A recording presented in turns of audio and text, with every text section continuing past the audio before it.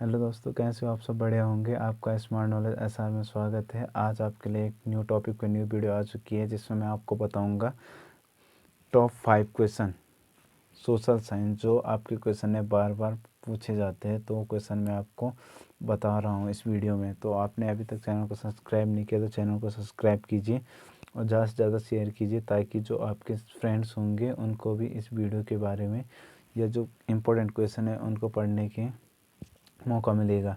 तो आप वीडियो को ज़्यादा ज़्यादा शेयर कीजिए और चैनल को सब्सक्राइब कीजिए। तो वीडियो स्टार्ट करते हैं आप। तो पहला क्वेश्चन हमारा है, ब्रेटन वुड्स समझौते का क्या अर्थ है? तो ब्रेटन वुड्स एक विचार है जिससे औद्योगिक देशों ने अंतर्राष्ट्रीय भागीदारी के अंतर्गत आम सहमति से तैयार किया है।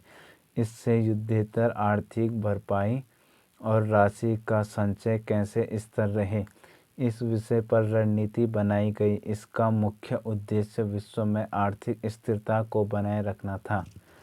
ब्रिटेन वुड्स समझौता इस परिणाम के पश्चात सामने आया था कि किसी देश की आर्थिक स्थिरता अन्य देशों को भी प्रभावित करती है, क्योंकि आज देश का परस्पर निर्भर है। अब दूसरा क्वेश्चन स्टार्ट करते हैं। तो G77 देशों से आप क्या समझते हैं? G77 से आप क्या समझते हैं?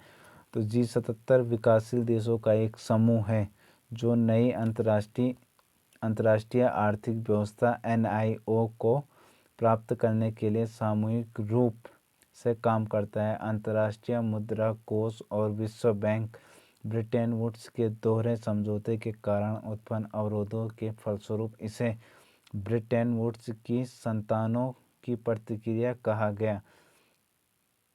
किस असंतोषजनक सेवाओं के कारण नव स्वतंत्र देशों ने G77 का गठन किया और नई अंतर्राष्ट्रीय आर्थिक प्रणाली की मांग की? तो जो एक क्वेश्चन है वो बार बार बोर्ड में रिपीट होने वाला क्वेश्चन है, तो आप इस क्वेश्चन को जरूर याद करना। ये क्वेश्चन आपके लिए इम्पोर्टेंट बन सकता है। अब ये जो तीसरा क्वेश्चन है वो भी इम्पोर्टेंट है आपके लिए, तो उसको भी देखना ज़रूर। रिंडरपेस्ट क्या है? इसका पशुओं पर क्या प्रभाव पड़ा?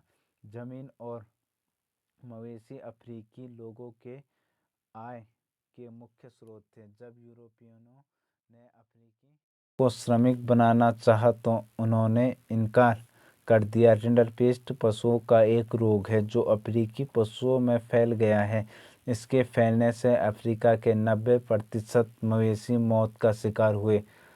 पशुओं के मारे जाने से अफ्रीकियों के रोजी रोटी के साधन नष्ट हो गए। अपनी सत्ता को और सुदृढ़ करने तथा अफ्रीकियों को श्रम बाजार में ढकेलने के लिए वहां के बागान मालिकों, खान मालिकों और औपनिवेशिक सरकारों ने बचे हुए पशु अपने कब्जे में ले लिए।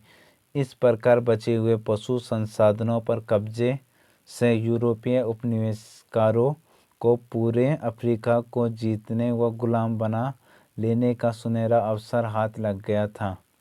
अब चौथा क्वेश्चन क्या है? गिरमिटिया मजदूर से आप क्या अभिप्राय है, समझाइए। तो 19वीं सदी में भारत और चीन के लाखों मजदूरों को बागानों, खदानों और सड़क व रेलवे निर्माण परियोजनाओं में कार्य करने के लिए दूर दूर के देशों में ले जाया जाता था। इन मजदूरों से अनुबंध पर हस्ताक्षर कराए जाते थे या अंगूठा लगवाया जाता था। यही मजदूर गिरमिटिया मजदूर कहलाते हैं। अब पांचवा क्वेश्चन देखते हैं। भारतीय अर्थव्यवस्था पर 1929 की महामंदी का क्या प्रभाव पड़ा? तो वर्ष 1929 की आर्थिक मंदी के भारतीय अर्थव्यवस्था पर निम्नलिखित प्रभाव पड़े। तो अब देखते हैं इस पे कौन कौन से प्रभाव पड़े। तो पहला है, वर्ष 1928 से 1934 के बीच देश के आयात निर्यात घटकर लगभग आधे रह गए। जब अंतर्राष्ट्रीय बाजार में कीमतें गिरने लगी तो यह कीमतें नीचे आ गई। अब दूसरा पॉइंट क्या था? शहरी निवासियों के मुकाबले किसानों और कलाकारों को अधिक नुकसान हुआ।